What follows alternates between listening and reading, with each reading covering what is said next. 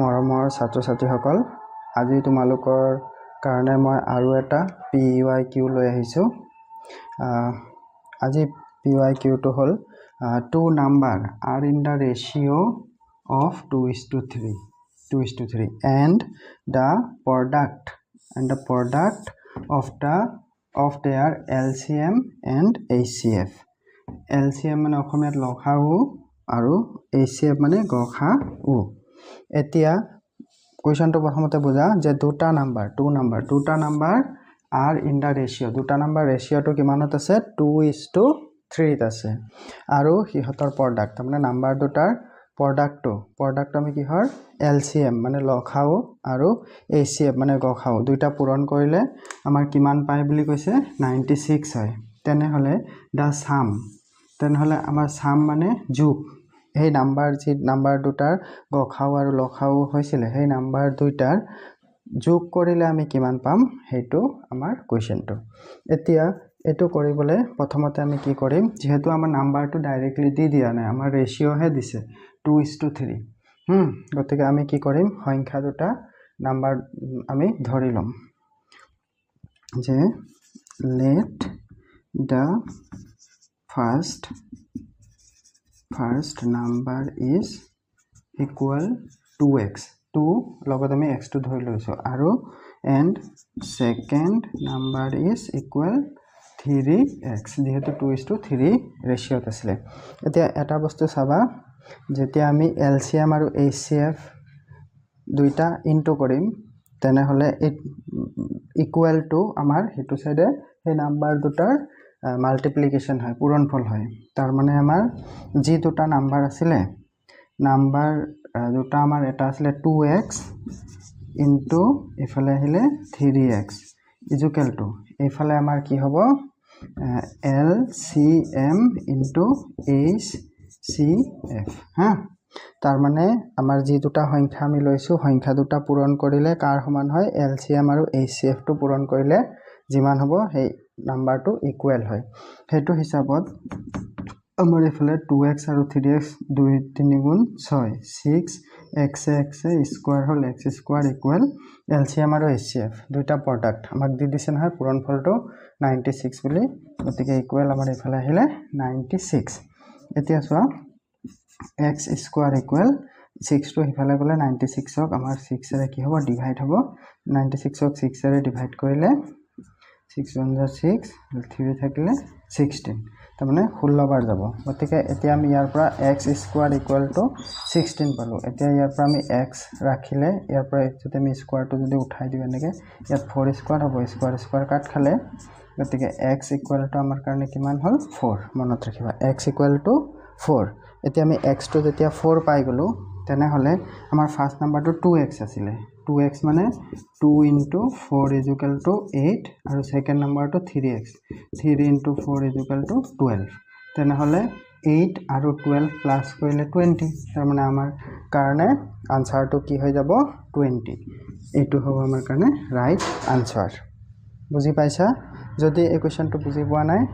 কবা মই আকৌ এবাৰ বুজাই দিবলৈ চেষ্টা কৰিম। Thank you. এতিয়া আৰু নেক্সট কোৱেশ্চন এটা চোৱা এই কোৱেশ্চনটো তোমাক দিয়া আছে ৰুট অভাৰটো অসমীয়াত আমি কি বুলি কওঁ বৰ্গমূল ৰুট অভাৰ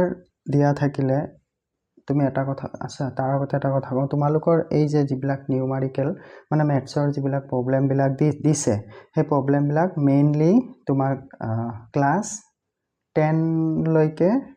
সিলেবাসত যিমানটো কভাৰ কৰে প্ৰায় হিমানটো মান লেভেলৰ কোৱেশ্চন হে দিব। গতিকে ইমান চিন্তা কৰিব নালাগে অকনমান মন দি ট্ৰাই কৰিলে সব পাৰিবা আৰু মই যিমান পাৰো সহজভাৱে বুজাবলৈ চেষ্টা কৰিম। প্ৰথমতে চোৱা এই যে ৰুট অভাৰ চিনটো আছে ৰুট অভাৰ চিনটো তুমি স্কুলত পঢ়োতে উলাবলৈ শিকিছিলা আমি কেনেকৈ উলাও ৰুট অভাৰটো ধৰা যেনিবা সাপোজ ৰুট অভাৰ 16 এটা আছে 16 টো যেনিবা আমি এই ৰুট অভাৰ চিনটো উঠাব লাগে তেতিয়া আমি কি কৰিম 16 টোক এনেকুৱা সেম নাম্বাৰ দুটা লম যেটো নেকি ইনটু কৰিলে এক্স্যাক্টলি 16 ওলাই যেনেকৈ ধৰা 4 পূৰণ 4 4 into 4 4 4 যা 16 4 4 গুণ 16 গতিকে 4 4 দুটা মানে এক্স্যাক্টলি 4 4 দুটা পূৰণ কৰিলে আমি 16 পাওঁ ন গতিকে এটা বৰ্গমূল যদি আমি ৰুট ওভাৰ চিনটো যদি উঠাই দিও তেতিয়া আমাৰ 4 হৈ ওলাই আহিব এই ৰুট ওভাৰটো ভিতৰৰ পৰা বুজি পালা এনেকে তুমি আগতে স্কুলত কৰিছিলা গতিকে এই কোৱেশ্চনটো যেতিয়া আমি সলভ কৰিম ইয়াত তুমি এটা বস্তু মন কৰা ইয়াত এই যে ৰুট ওভাৰটো আছে ইয়াত কেইবাটাও স্টেপ আছে হ্যাঁ আমি উল্টা পুল্টাকে কৰি গলে আমি নহব তেতিয়া আমাৰ ৰং হ'ব আনসাৰটো গতিকে আমি কি কৰিম এটা সিস্টেমেটিক ওয়েত কৰি যাম হ্যাঁ প্ৰথমতে আমি এটো সাইডৰ পৰা কৰি যাম তাৰ আগতে আমি কোৱেশ্চনটো এবাৰ লিখি লম ইয়াত তেতিয়া তোমাৰ বুজি পোৱাত বেছি ইজি হ'ব 51 plus root over 134 plus 5 into root over 42 plus root over 16 plus root over 9 এনেকুৱা আছিল তোমাৰ কোৱেশ্চনটো ঠিক আছে এতিয়া এটা বস্তু চোৱা এই যেটো লাষ্ট ভিতৰৰ এই ৰুট ওভাৰটো ভিতৰত আকৌ 16 টো বেলেগকে আছে 42 plus root over 16 plus root over 9 মানে 16 টো বেলেগকে আছে ইফালে 9 টো বেলেগকে আছে আমি প্ৰথমতে এই দুটাকে উঠাই লম হা এই দুটা উঠাই দিলে আমাৰ এতিয়া কিমান থাকিব চোৱা ইফালে 51 plus root over 134 plus 5 root over eto 42 plus 16 to root over উঠাব হলে 16 to যদি আমি root over এনেকে উঠাই যদি দিও যেহেতু আমি জানো 4 4 ইনটু কৰিলে 4 into 4 16 হয় তাৰ মানে 4 হ'ব তেনেকে 9 to যদি আমি root over উঠাই দিও 3 into 3 তাৰ মানে আমাৰ কিমান আহিব 3 আহিব হা গতিকে 42 plus 16 ৰ কাৰণে আমাৰ কিমান আহিলে 4 আৰু ইফালে 9 ৰ কাৰণে কিমান আহিলে 3